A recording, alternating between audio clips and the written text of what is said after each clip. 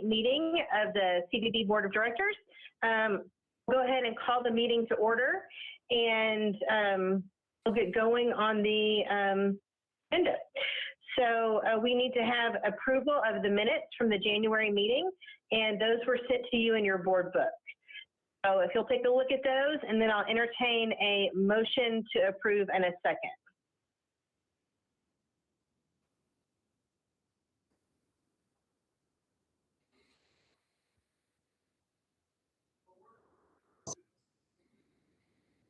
I'll motion to approve the minutes. Okay, Sarah's moved to approve the minutes. Do we have a second? Damon has second. Oh, see you, John. There you are. Okay, great. So we've got a motion and a second. All in favor of approving the minutes, say aye. Aye. Perfect. Those opposed? The minutes have been approved, and now we'll move on to our financials.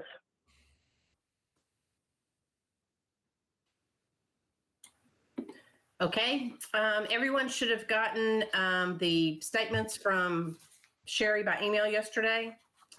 I'm just going to say that we have not received hot tax in November, December, or January. That's why the income is pretty low. And we also have not received city billing for insurance or utilities.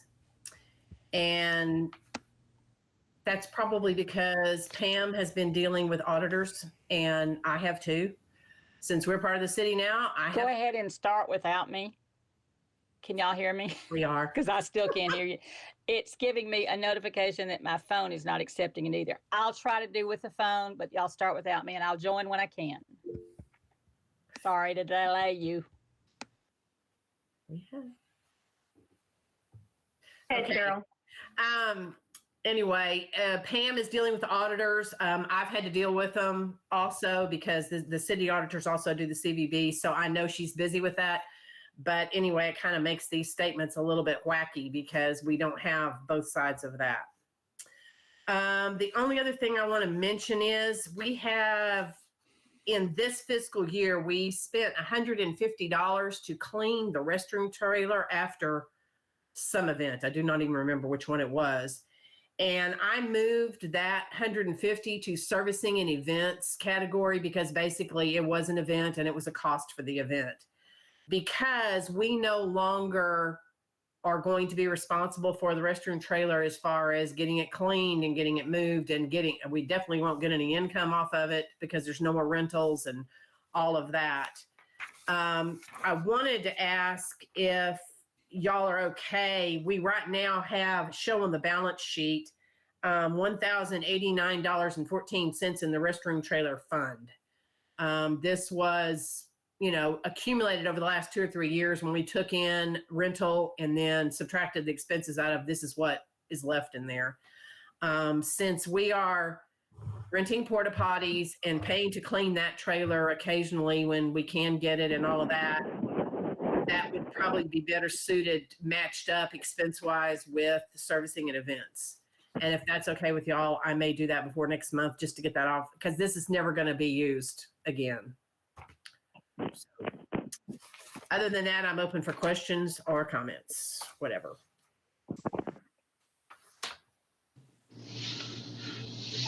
The question, is it normal for the hot tax to not be here yet from like November and December? Is that a normal thing? I will tell you, last year, since we were being funded more by the city because of the way the budget crisis during COVID and unknowns and all that, they went to monthly, but it was not unusual for the past 5 or 6 years that I've been doing it that we get it quarterly. They would save up 2 or 3 months, then shoot us a check, and then save up a couple of months and shoot us. It was kind of random. So normal's all relative, kind of depends on. Last year it was not. Last year they were really good about staying with it month by month. But then again, I was also requesting expense reimbursements. So they knew if our cash flows was screwed up, then I would have to have that money back. So, it's kind of a trade-off. But at this point, I'm going to talk to Pam about this in the next week or so. I mean, I'm definitely going to tell her if she doesn't send us any hot tax, I'm not going to repay her for payroll. I mean, that'll be one way to do it because I get bills for those pretty regularly. And why again do we feel like we're not getting it? Is there? They get it. I will say when I was getting it by the month, it came in kind of staggered. They would get a whole, probably 80% of it the next month after, because the people send their payments into the state and then the state sends it back to the city. So there is kind of a logistics thing going on there. But apparently there are a lot of hotels that get away with paying it late. Because I'll get a check the first couple of weeks of the month or way back, 2 months before. So once you get on that train, you're okay. And then I'll get another random check for, several $100s. And it's one hotel that paid late. And as soon as they get it, they were giving it to me. But they're not doing it as much now. So I'm not really sure. I'm going to try to ask more questions, but. Sure. So we don't really know whether it's an administrative thing where, just a workflow issue administratively at the city, which it could or could not be, or we don't know if it's just that all of a sudden we have hotels that are being, it's past the holidays and they're being a little bit and hadn't quite made it to, when there's more activity in the spring. And most of the hotels keep up with it. Is it the hotels being slow or is it the city being slow? Because if it's the city, all we have to do is, I'm sure there's somebody on this call right now who could help us talk to Mario or Pam or Jan or whoever we need to talk to just to, get it resolved. But if it's the hotels, that's a problem that's like it's probably a combination if I had to guess. Some hotels are behind, but I feel like part of it is it's sitting there in the accounts and they just haven't shipped it to us. Yeah, and right now it's not a problem, and we can afford we have the to cash flow extend right some now. grace to Pam, as I know her department was hit really hard with COVID, and now they're in pre-budget mode, and not to make excuses for anybody, but I think when we're in a position to extend grace, we can. But I know Cheryl's already got it in her scope to get with Pam and see exactly what the issue is. If it's what we believe is a combination of both, just turnaround time for her department as well as the hotels remitting on a regular basis. Also, I will look into it on the staff side, city side. Thank you. you. Thanks, Roy. Anybody else have any questions about anything else? Thanks, Cheryl. I appreciate your intuitiveness on all that. Okay,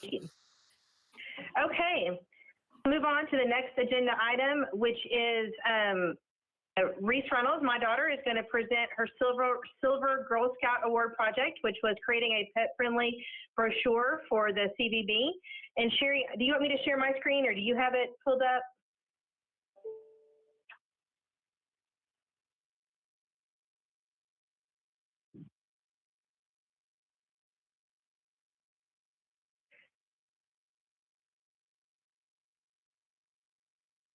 All right, Reese, if you can you see it on your screen, Reese? Yes, I can. Thank you. Okay, you want to introduce yourself? All right. I'm Reese Reynolds. I'm with Girl Scout Troop 1025, and this is my Silver Award project, which is a project or a medal that Girl Scouts can achieve when they're in the senior class of Girl Scouts.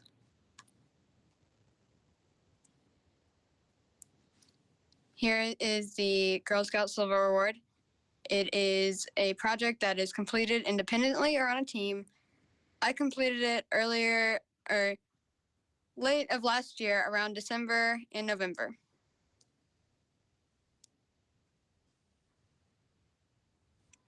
My project was to create a pet-friendly downtown map and a brochure for the Nacogdoches CVB. The steps I did to do this was to gain approval from Girl Scout Hire Award Office, which means that I was approved to continue with my project and I was able to keep going with it. I made a Google form survey and I sent that to businesses downtown. I also developed a flyer also asking businesses to complete the survey. I gave the flyer out to businesses and made a link so that they could share it on social media via the Downtown Merchants Facebook page. I constantly reminded people to take the survey or participate if they felt as they needed to do so.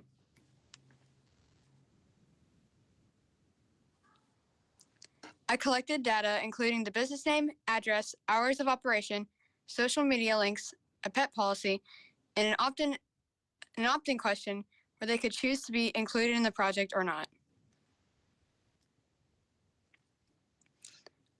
I took the data that I had received from the survey and I made a map on Google Maps that showcased all downtown businesses based on their acceptance of pets or not. The green dog icon means that all dogs on leash are allowed at this business. The yellow icon means that all animals are welcome at this business. The red cross means that service dogs on leash are welcome, and the blue cross means that unleashed or leashed service dogs are allowed. I also developed a brochure that had a QR code on it so that people could easily access the Google Map. The brochure also includes extra info on what my project was and what businesses downtown will serve pets. Thank you. If you have any questions, feel free to ask now or give me an email at reesereynolds11037@gmail.com. Thank you, Reese. Thank you for doing that for us. Of course. Thank you. Do you want to talk about what happens if a business changes their willingness to participate? If you can change that very easily on that Google map? Yes. I can fix that by going into the Google Map and clicking on their business and taking them off the Google Map, or changing their accessibility to pets on the Google Map. I don't need to add a new QR code or anything. It'll update automatically with the Google Map. Reese, I just want to say, as the person who does our brochures for Visit Nacogdoches, that this is amazing, and I'm really impressed by you. And I can definitely see us using this here. So thank you so much for doing that. Of course, thank you.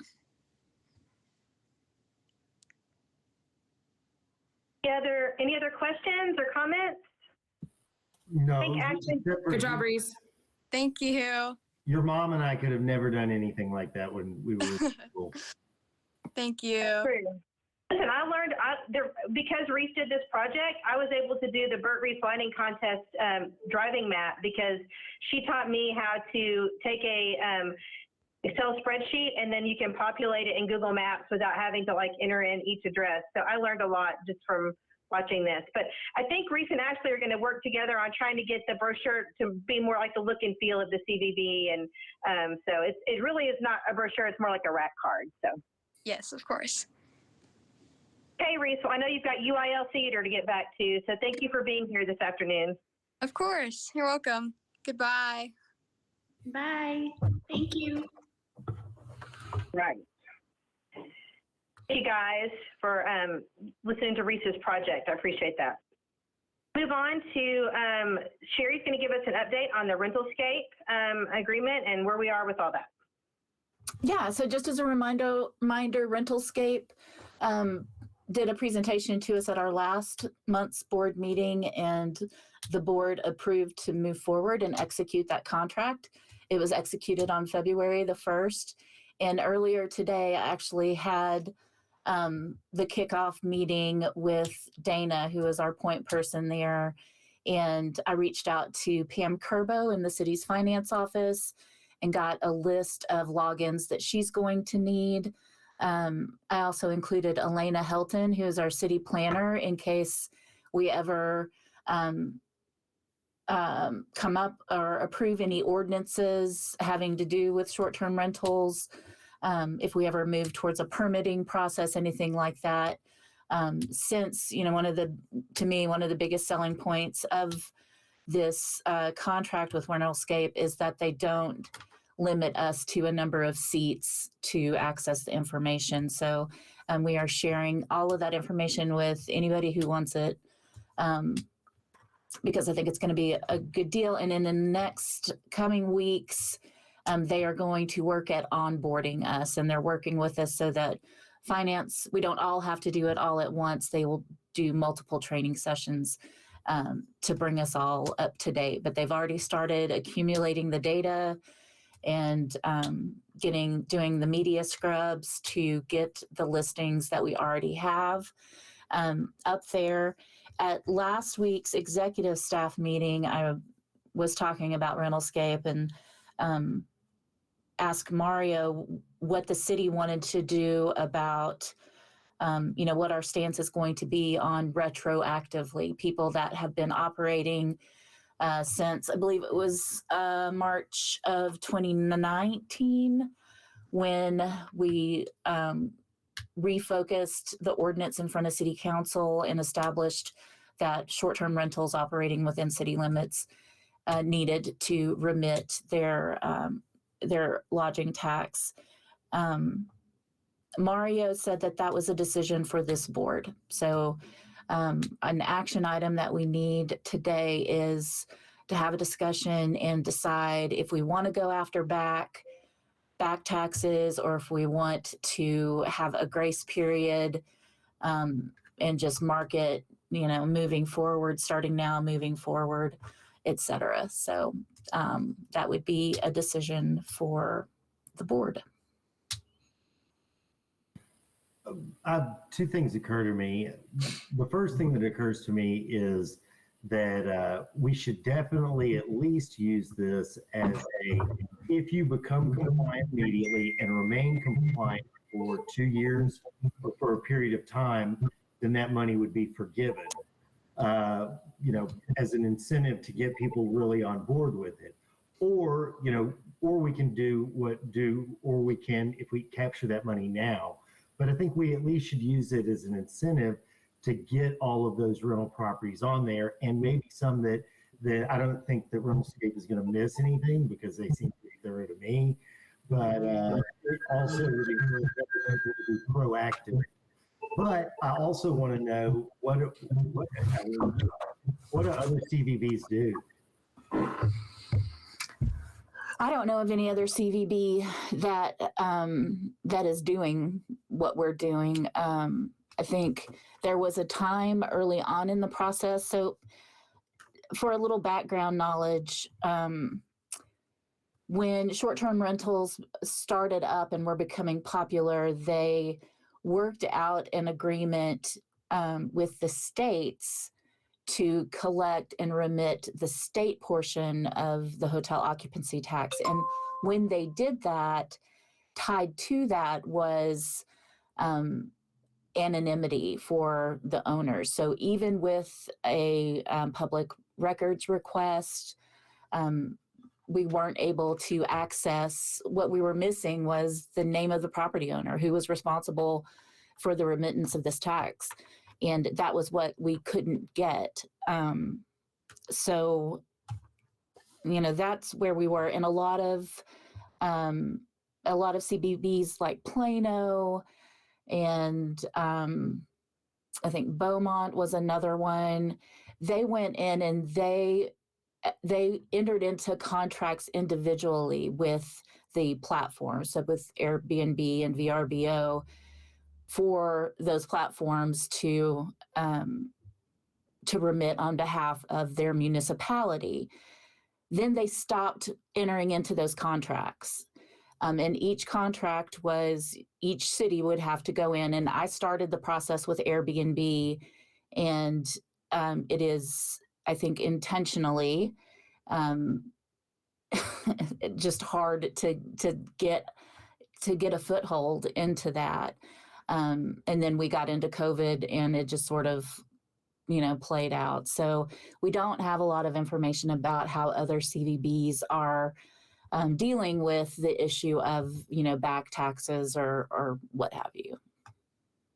And we're going to get, and before we have to make, it'd be interesting to know because will Rentalscape be able to, give us some estimate based on, on their work of what we've missed in the past, so that we know what we're bartering over at least. And you know me, I'm not one of those people that ever wants to, do something that would hurt a business in the interest of, just getting some money.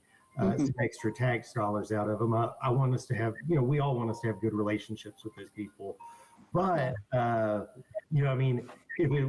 it's like, because there's some certain amounts that it would be so high that it would be devastating to possibly the Airbnb person. And we don't want to discourage people from doing that kind of thing in a punishment way. And then there's some that we can capture, or maybe it's an amount that is so low that it's not really worth even dealing with. And then the middle being some middle ground that we could negotiate with them with. And I want to do what is generally considered the cool thing to do as far as being a good CVB, organization that wants to put heads in those beds and wants to have relationships with those people.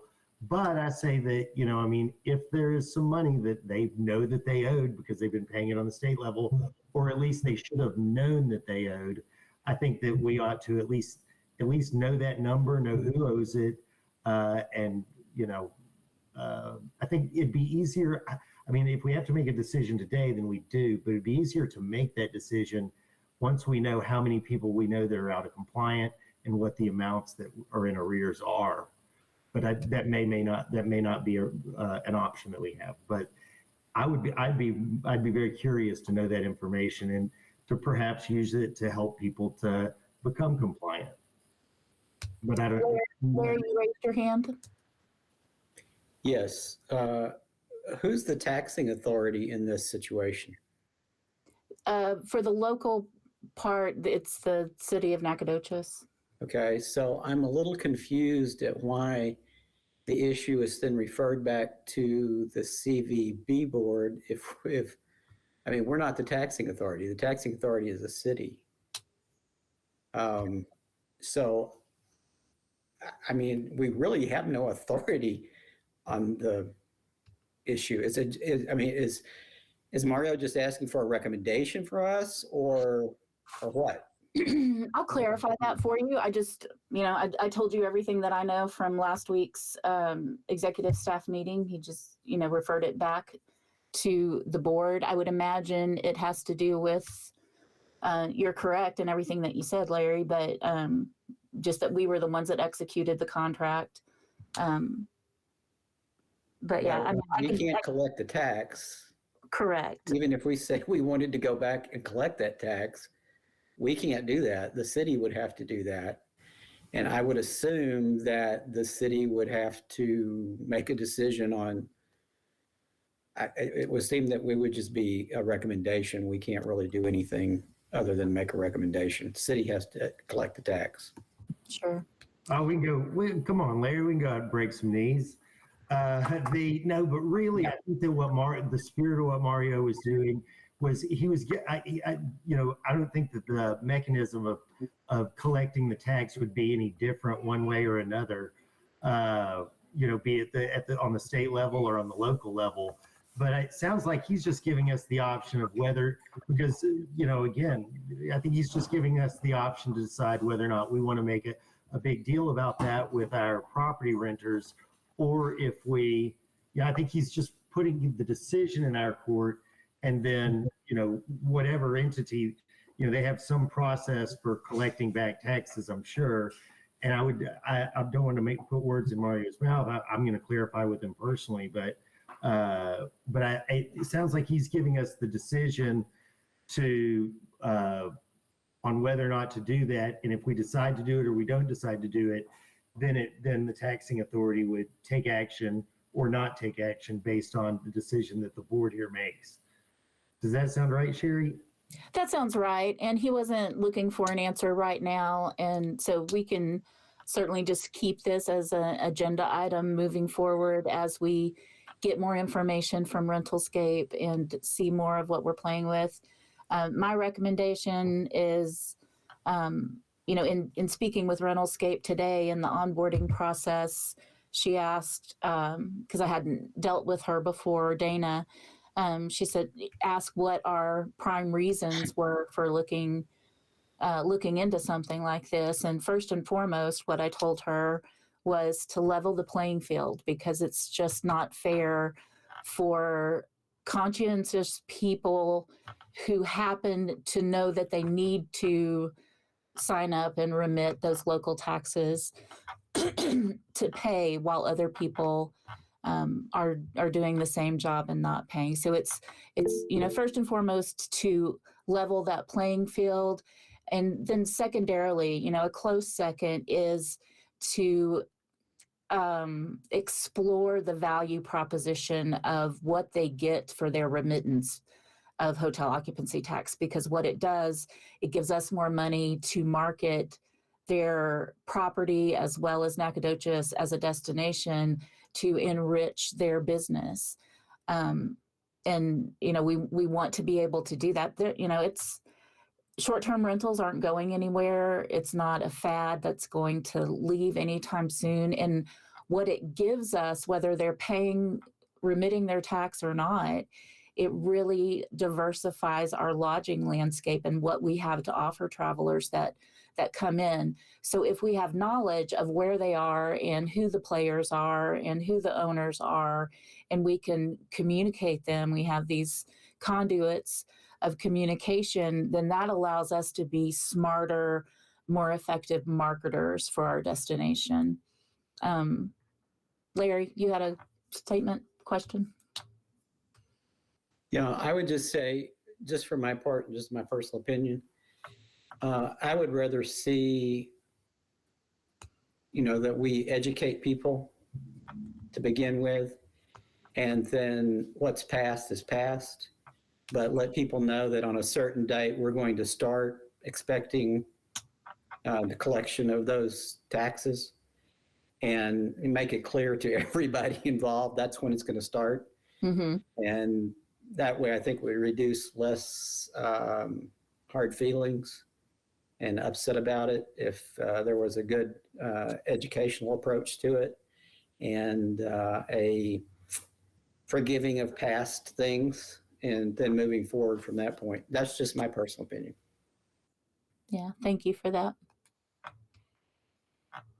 All right, and that's I guess it's still, Damon has mentioned that he'd like to hold out for more information from Scape. So I guess we need to decide if this is something we want to vote on today or table it for a future meeting. And Sherry, I want to say that I don't disagree with Larry. Yeah. I don't disagree with him at all. I think that that's an option that I could be convinced to take. But for the purpose of what you're saying right now, I just feel like we need a little bit more information about our rental housing market. I mean, I just want to know a little bit more about who's doing what. You know, I mean, if they've been booking them like, you know, 100 nights a year and raking it in is one thing. If they're just if it's a mom and pop renting out a guest house on the property, it's another. I lean in Larry's direction, and that just because we want to create the goodwill, but you know, I'm going to advocate that. And I really do, because I think that, you know, like you were saying and Larry's saying, we're partners with, you know, when it all gets shored up, we're partners with these people, and we want to offer them a product that makes it valuable for them to remit those taxes to us. And I think that we will, but I just need a little bit more information. And that's all I wanted to say before we vote to table, I assume, or vote to make a motion. So I guess I need a motion to table, motion to move forward, and to make a motion that we can take action on. Was this brought as a action item today? Yeah, every item on the agenda is an action item, potentially. If it's tabled, we'll have to vote to later to bring it back up.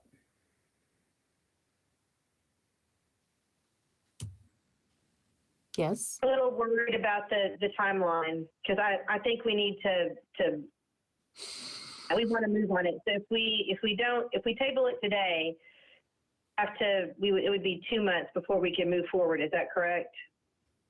Mm-hmm. Yes. Is that, maybe it doesn't matter? Voices from the board that have opinion on do? I see that side of it too, because since we do meet monthly, and I don't know how quickly we would even have that information from Rentalscape. It's not preference, but again, you bring up a very good point that that another priority is getting moving with these properties, and perhaps there's a way that we can do it both of them at the same time. But I think that I still think that we need to identify them first. Why don't we just table it until next month's meeting, see how much information we have, and if we need to table it again, then we can. But I think all we need now is just, we don't want to we're not ready to make a decision today. And we have to vote. Just because I'm talking the most doesn't mean that I'm saying what everybody else thinks.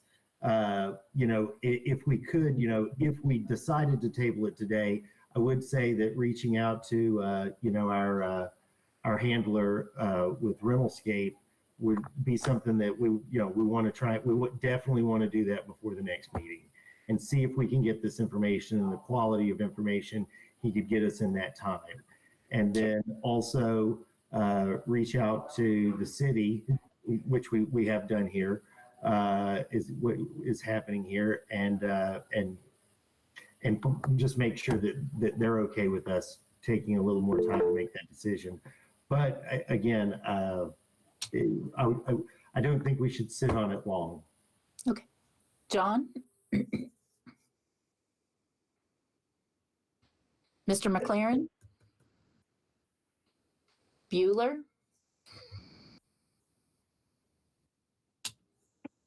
Okay, I was muted. Sorry. I motion to move this agenda item to next month's meeting, pending further information. Second that. Favor? Aye. Aye. I was in favor. In favor. I need to learn about Robert's Rules of Order for taking a vote on Zoom. I don't know the way to do that. But anyway, okay, so I think that passes, and we've tabled it to next month, and then Sherry's going to try to go back to them and get some more information. So, all right, moving on to our next agenda item, which is our website. Yes? May I speak something about the hot taxes right quick before we go any further? Yes, sir. Mario, the check for the last 3 months on the hot taxes will be issued tomorrow. In the past, it's been done on a quarterly basis. Going forward, it's going to be done on a monthly basis so you can better do your finances. Thank you, Mr. Bolton. Thank you. Much. Hey, Sherry, do you want to give us an update on the RFP for the website? Yes, so we sent out RFPs to Sapphire, Tempest, and Simple View. Tempest got back with me and they decided to drop out. So we are down to just Simple View and Sapphire. The reason Tempest didn't want to move forward primarily was the emphasis that we were putting on that ticketing functionality that we're looking for on our website. And they just didn't feel that they were a company that could meet that requirement in a way that they wanted to. So we did send out 3, 1 dropped out. That process will be wrapping up by the end of February. So then we'll have the bids in hand and we'll be able to go over them and decide, the next step in that. So that's where we are with the website RFP. Any questions? Sadly, yes. So Simple View's who we're with right now, aren't we? Correct. Okay.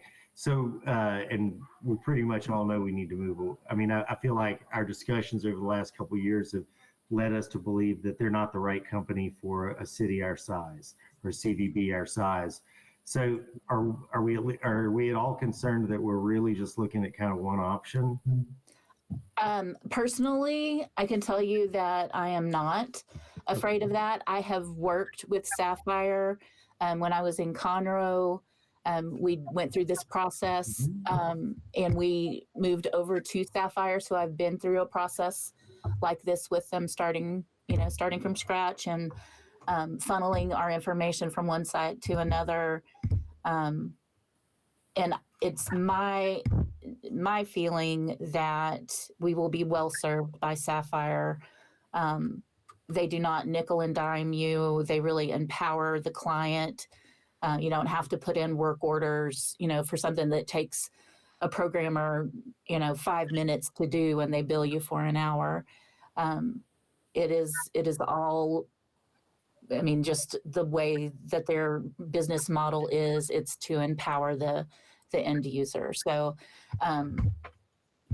specifically for our case, I'm not afraid of that. SimpleView has, they're excited. They like doing business with us. And it really, if we had to stay with SimpleView for the rest of eternity, it wouldn't be a bad thing. Like, they're a great company. And it's not even a city of our size, it's a budget of our size. So, we could be a small destination with big bucks and be able to do SimpleView, and, it'd be great. But I just really think for what it is that we need, Sapphire is, or a company like them. Tempest would have been great as well if they could have met that ticketing thing for us. But I think if we are left with a decision between SimpleView and Sapphire, to me, it's an easy decision to make. I'm satisfied. Thank you. Mm-hmm.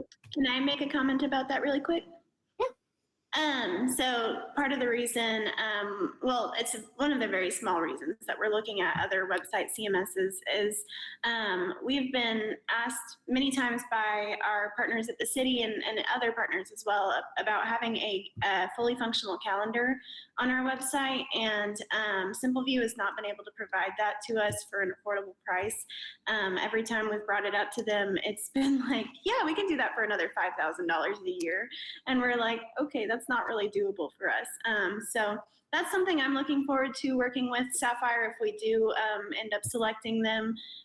They seem to already have that functionality as their baseline, I believe. So I think it'll be good. And I know you were satisfied with Sherry's answer, but I just wanted to add in that one little thing that I'm looking forward to.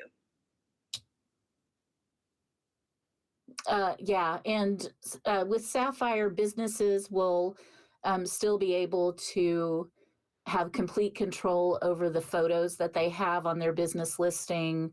So they'll be able to be a part of this as well.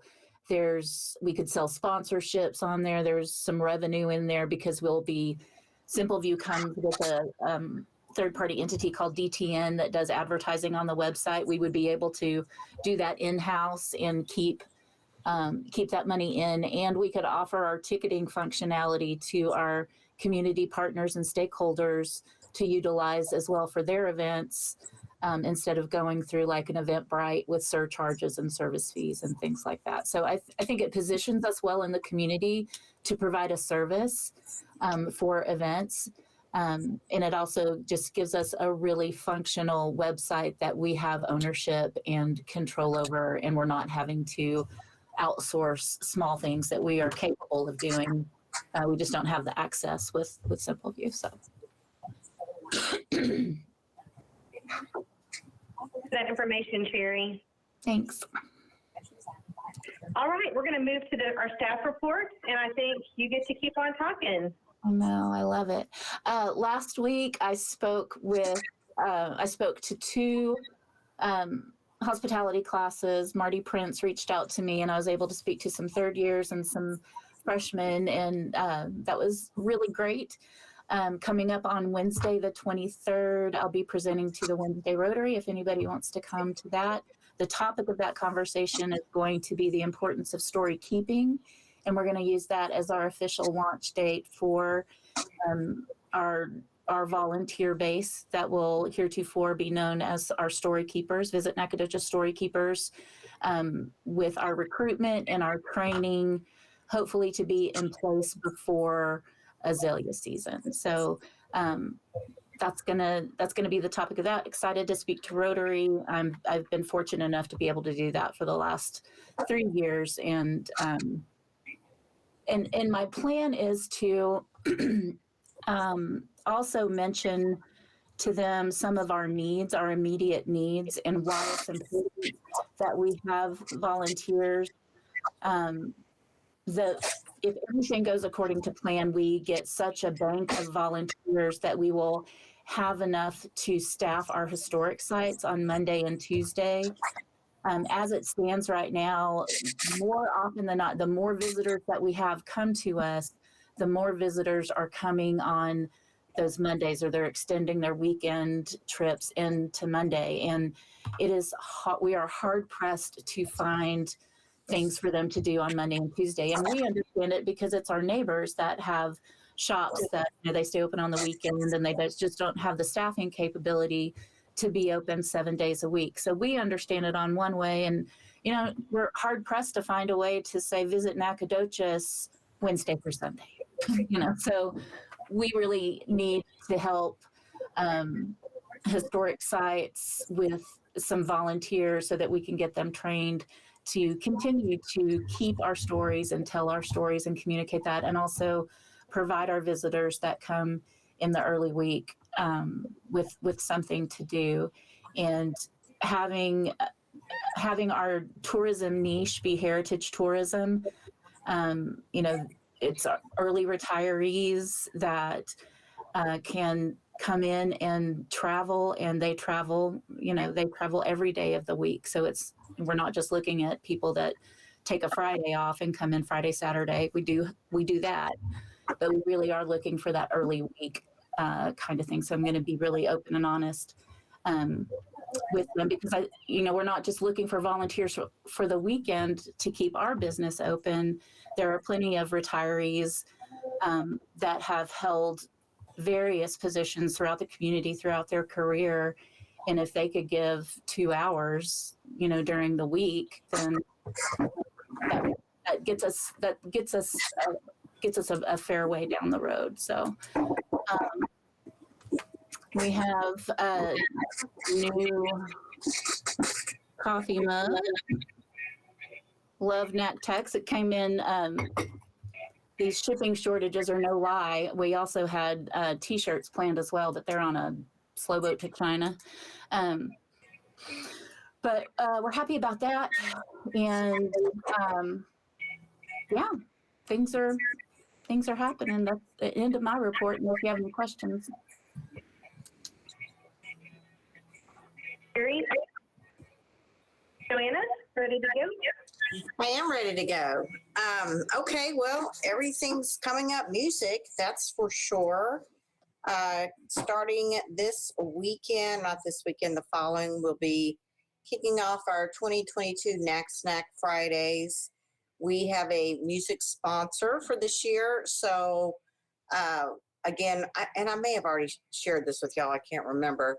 We do have bands from all over East Texas that'll be joining us. So I invite all of the board members and everyone on this call to come out February 25th. We've got trucks, of course, lined up. We had such a nice response, both in the music area as well as the food community, to want to be a part of this event.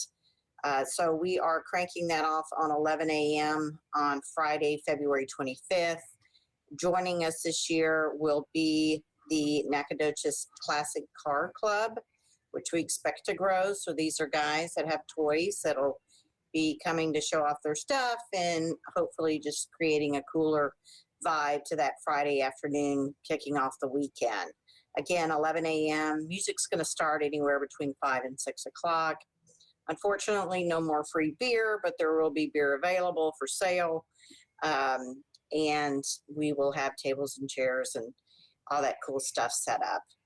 So excited about that. Volunteers for that event, we are working with Nacogdoches ISD, Shay, I'll just look at you now and ask you for volunteers always. We are in need of folks helping us grab those tables and chairs to put up and put away at the end of the evening. We're going to sometimes 9 o'clock. We're just putting 11 to 9, 11 to 8. I can't remember. I've been talking so many times in numbers here lately for that particular event. And again, NISD is going to help us out where they can. We've got one of the fraternities helping us, but only on one event. And my fear is come June, we'll have no one. So anybody that wants to offer their help or their child labor, we'll take it. Next thing is we have set up our full moon concert series. We're looking this year. We're going to do a similar to what Sherry was talking about for Memorial Day, that first big 3-day summer weekend. We're going to have 2 bands on that Saturday evening. Well, what's cool is that Friday happens to be Knack Snack Friday, May 27th. It is also my birthday. I do take gifts. We have our Knack Snack then. We've got on the 28th, we've got 2 bands. Who do I have? I have Joe Quare. He's bringing a full band local. And then we have the Spicolis back from the 80s. They were so much fun. And then that Sunday in the park, we have Brick Street Blues and then Texas Flood. It's the top Stevie Ray Vaughan tribute band.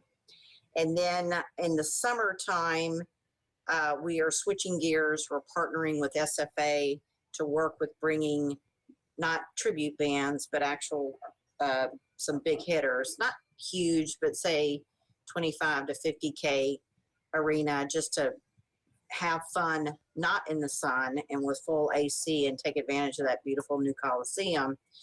And we're going to work with them in helping them promote them, and also in the negotiation process. And part of that is simply gives us a little scratch in the game and allows us to make a little money. So we look forward to doing that. And then back in October, we are back in the park. It's not a 3-day weekend, but it is a 2-day weekend of concerts on October 21st. It's a Friday. We've got got a Huffy and the Paintfish, which is Hootie and the Blackfish, Hootie and the Paintfish, which is Hootie and the who? Hootie and somebody. And, Huffy and the Paintfish, Joanna, for goodness sakes, dude. Almighty, all these names, I'm telling you. And then I just got confirmation on that Saturday. I've got 2 bands. I've got Foo Flunkies. Who are they? Foo somebody. Foo, the wannabe Foo Fighters. And I'm looking at this page and still cannot see.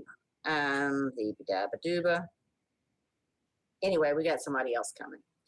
And then we are, this March 1st, we are presenting all of our TxDOT resolutions, which is to close Main Street. And that includes Wine Swirl, which is, of course, April 2nd. And we're supporting Main Street in that. Blueberry, Day of the Dead, and Nine Flags Parade. We are also presenting to council on March 15th for an additional new event shutting down Main Street, which is the Music and Arts Festival. It is a dream child of the Music Preparatory Division of SFA, which is going to be wonderful for us to be a part of. So I'm loving the fact that we're able to do some things beyond just the scope of downtown. We're actually able to participate with more of our partners. And in addition to SFA and the Coliseum and doing some events there, we're also looking at doing some things with the Expo and utilizing their grounds. So this is truly, the music scene, just a reflection of everyone in Nacogdoches wanting to be a part of something great and bringing in music of all types. And then our Reach Across the River with Lufkin, we're in talks with the Texas Music Society of East Texas, along with our Nacogdoches Music Friendly page, really made up several of the same musicians. We're going to do a singer-songwriter series at both of our locations. We're not sure what that's going to look like, but it'll be great for the summer to have reason for these folks that are, in our own backyard that are loaded with talent and doing something on a monthly basis to showcase them. But again, volunteers are always needed, appreciated. Sponsorships, we're in a good place. I've gotten a few for our full moon concerts, but money is money and we'll take it. So if you have any thoughts on who I might be able to position or that wants to be a part of it, we'd love it. We are getting on radio for these bits. I want to hear us out there. And I know it might be old school, but I want to hear our name. I want to hear what we're doing in Nacogdoches. And so we're going to do that for the Knack Snack series, for the concert series, and then hopefully for these big bucks that are coming to SFA and the promoters. We'll see how that rolls out. But that's in a nutshell, because I got a lot going on and I'm just thinking music right now. And then Ashley's going to talk to you a little bit about how we decided on our choices for the ones that I crucified for our full moon concert series. That's it. Any questions? Hey, what's going on? Hello. Hey, Matt. Okay. Sorry, I couldn't tell if you were talking to me. Okay. So yeah, Joanna mentioned the engagement post. I thought it was Alex's idea, but Joanna said no, it was my idea. No matter whose idea it was, I executed it. We made a post on social media telling people that we were planning to have this full moon concert in the fall in October, featuring a 90s band. We had actually planned this last year and it just didn't come to fruition because we had so many other great choices. But so we decided, okay, 2022 is going to be the year of the 90s. I mean, we've got Free Britney going on, that halftime Super Bowl show. Everyone's feeling the 90s right now. So we put out this post asking people out of these tribute bands, which ones would you like to see? And the post was huge. It reached about 5,000 people. It had about 450 engagements and 200 comments, shares, and reactions. Joanna and I did it the old-fashioned way. We literally tallied every response for the bands, and I think our top band was the Three Hot Chili Peppers, which is a Red Hot Chili Peppers tribute band. Second choice was Nirvana, and the third choice was the Foo Fakers, and close behind was, I believe, Blink-182. I might be wrong on that. But anyway, so we were really excited to get some engagement on that post and kind of let people know what we have planned for the year. I haven't told them yet about, the Freedom Fest July concerts. And of course, we're going to do a blast on the Memorial Day one soon. But it was really cool to see all the excitement. And there were some comments of people saying, I don't care what band it is, I'm going to be there, because it was so much fun. So that was really gratifying. So let's see, coming down the pike, we had a male influencer reach out to us. I hate the word influencer. I feel like there's just such a vapid connotation along with it. But really what he does is he is a foodie, and he is also a pet lover. And he reached out to us about doing a partnership where he would come to Nacogdoches and go to the places we recommended. This is the kind of guy who I can picture working at Fredonia Brewery. Alex, I really do want to introduce you to him and see what we can work out together. He's got the big old beard and pictures of him eating like a turkey leg, it's great. So I think that this would be a great way to kind of diversify our Instagram audience. One thing that we know we do well is reach women, but we need to reach males too, so that they take their, sweethearts here to Nacogdoches. And also I mentioned he's a pet lover, so that's something that we have been working on as well, especially with Reese's presentation. He would feature restaurants and places in Nacogdoches that are pet friendly. And a bonus is that he owns his own drone, so he would do some drone photography, which has proved to do really well on our social media. So I'm not saying for sure that we're working with him. We have to come to an agreement because we don't have a whole lot of money, but what we do have is partnerships where we can offer him a place to stay and places to eat and stuff like that. But I'm hoping that next time I talk to y'all, I'll be able to tell you about the great, partnership that we had with him. He's called the Hungry Dollar, if you'd like to look him up on Instagram. And then the last thing I wanted to tell y'all about our What's Happening posts, I feel sometimes do not reach the amount of people that they could. And I think it's because people have just gotten used to seeing them weekly, So what I'm asking you is if you see them, or can you seek them out and share them yourselves?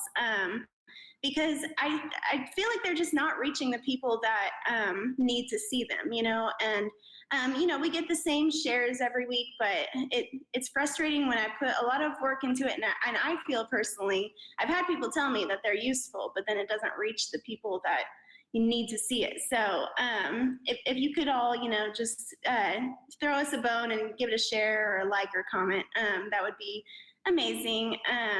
It's just something that I feel people would find useful if they knew it was happening. Our posts seem to get buried sometimes, and I think it's because Facebook wants us to pay for them, which is frustrating because we are a nonprofit and we are public information. We are not paying for these. Like, this isn't an advertising thing. It's literally like a public service announcement. So yeah, just keep that in mind when you see our posts and tell people to share them too. And that's it for me.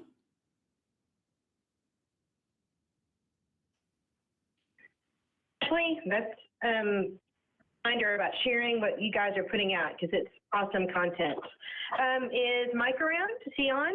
He just came in. He's been busy talking to visitors. Hi, guys. Hi. Things are going well at the Visitor Center. I tallied up our walk-ins for January, over 500 came through. It wasn't our biggest month, but people are still traveling, and mostly older people on road trips that are retired. They want to get out and do something. So it's nothing out of the ordinary, but everything's good. And we're already starting to get the calls about azaleas. So we always just tell them there's no way to predict, but we anticipate March 15th to April 15th being the best time. So. You can't tell the exact moment that azalea is going to bloom. If anyone can, Mike can. Oh, yeah, they're going to peak on the 20th of, no. That sounds like a pretty big January to me. I don't think we're going to have a pretty season again this year. I'm not very optimistic.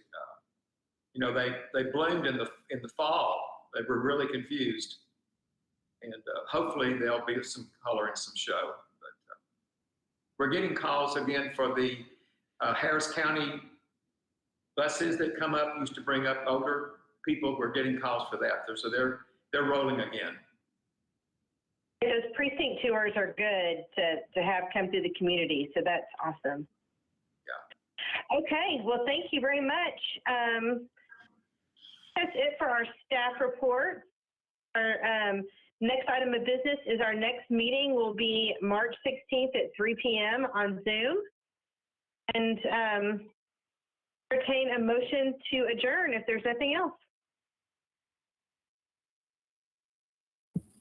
I'll make a motion to adjourn. And then the second? Second. A lot of seconds. Okay, perfect. I think that was John. Is that right? Great. We have a motion and a second. All in favor of adjournment? Aye. Right. Raise your hand. Great afternoon. Thank you so much.